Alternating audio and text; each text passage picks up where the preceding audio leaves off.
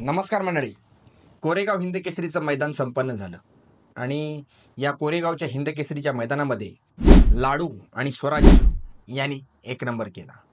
आपले प्रसिद्ध समालोचक सुनील मोरे सर हे कायम मैदानामध्ये म्हणायचे की होत्याचं नव्हतं झालं. हे बैलगाडा क्षेत्र आहे, इथे कधीही काही होऊ शकतं. आणि हे शब्द तंतोतंत खरे होताना आपण कोरेगावच्या मैदानामध्ये बघितले. मित्रांनो, ह्या वर्षीची 2 मोठी हिंद केसरीची मैदानं आणि या दोन्ही हिंद केसरींच्या मैदानांवरती आपल्याला नवीन 2 चेहरे विजेती जोडी म्हणून मिळाले. पहिल्यांदा पुसेगावचे हिंद केसरीचं मैदान झालं. पुसेगावच्या हिंद केसरीच्या मैदानामध्ये कोणाच्याही मनीधरी नसताना हरण्या आणि घरणिकीचा राजा यांनी पुसेगावच्या हिंद केसरी मैदानावरती एक नंबर करण्याचा केला. त्याच्यानंतर आता कोरेगाव हिंद केसरीचं चर्चा चालू झाली. कोरेगाव हिंद केसरीची चर्चा करत असताना अनेक नामांकित बैलांची नावं घेतली जात होती.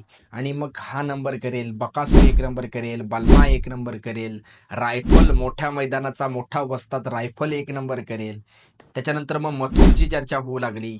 त्याच्यानंतर घरणिकीचा राजा आणि सुंदरची चर्चा होऊ लागली. मैदान चालू असताना आपला अर्जुन आणि जीवन ड्रायव्हरांचा सुंदर यांची गाडी तुफान पळत होती, त्याची चर्चा होती. आणि अनेक नामांकित बैल या मैदानामध्ये आले होते आणि त्या सगळ्यांची मोठ्या प्रमाणावर चर्चा होती.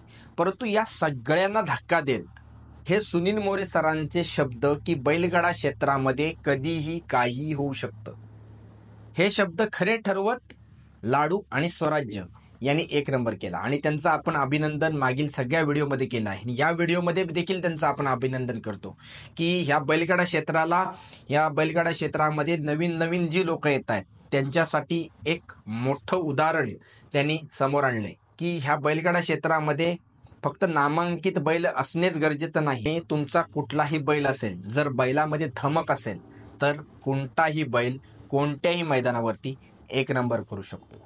मित्रांनो, ही स्पर्धा संपल्याच्या नंतर पुन्हा एकदा नेहमीप्रमाणे जे काय फॅन वॉर चालतं ते कायम चालू झालंय आणि ते पुन्हा एकदा ह्या कोरेगावच्या मैदानामध्ये देखील आपल्याला बघायला मिळालं. त्याच्यानंतर पहिल्या सेमीमध्ये तुम्ही बघितलात की बकासूर आणि मुरुमकरांचा सुंदर होता आणि त्याच्याबरोबर तिकडे गटाने मथुर आणि पाखऱ्या होता. आणि जसं कडेकडून पळून मथुरने आपला एक नंबर केला, त्याच्यानंतर पुन्हा एकदा आता सोशल मीडिया म्हणजे आमच्या चॅनलवर पण त्या व्हिडिओ जर आहेत त्या तुम्ही जाऊन बघू शकता, त्याच्या कमेंट बॉक्समध्ये बघू शकता. पुन्हा एकदा लोक येऊन टाकतात की कसा मथुरने बकासूरला ठोकला.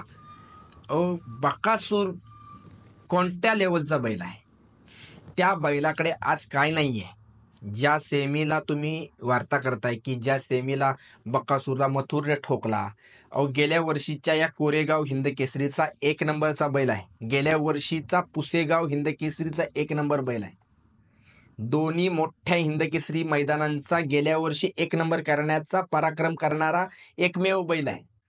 आणि त्या बैलाला मोठा लक्ष आणि छोटा लक्षाच्या नंतर बैलगाडा क्षेत्रामध्ये सर्वाधिक नाव असलेला बैल का म्हटलं जातं ते त्यानं स्वतःहून सिद्ध करून दाखवलंय. त्याच्यामुळे एका सेमीमध्ये कुठं हारल्याने त्याची लोकप्रियता कमी होत नाही. त्याच्यामुळे हे जे कोण काय लोक कोण आहेत ना, मी सांगतो की अशा प्रकारची लोक एक बैलगाडा प्रेमी तर बिलकुल असू शकत नाही. कारण का काही लोक जी येतात आणि बकासूरवर टीका करायची, हे दोन्ही बाजूचे फॅन नाही आहेत.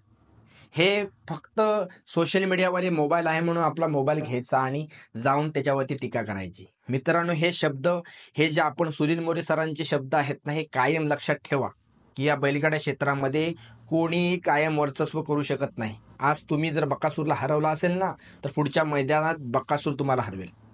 आणि बकासूरने वेळोवेळी सिद्ध करून दाखवलंय. 1-2 शर्यती हरल्याने कोण लहान होत नाही, कोण मोठा होत नाही. आज लाडू आणि स्वराज्याने सिद्ध करून दाखवलंय की किती मोठे बैल असले ना तरी पळण्याची जर धमक असेल तर कोणीही एक नंबर करू शकतो हिंद केसरी मैदानावरती. लोक गुलाल घेण्यासाठी, नंबर करण्यासाठी काय काय प्रयत्न करत असतात या हिंद केसरी मैदानांमध्ये. आणि अशा हिंद केसरी मैदानांमध्ये एका नवख्या जोडीने एक नंबर करणे हे ह्याच द्योतक आहे की बैलगाडा क्षेत्रामध्ये काही होऊ शकतं. कुणीही गर्व करू नका, कुणीही कोणत्याही बैलाला कमी लेखू नका.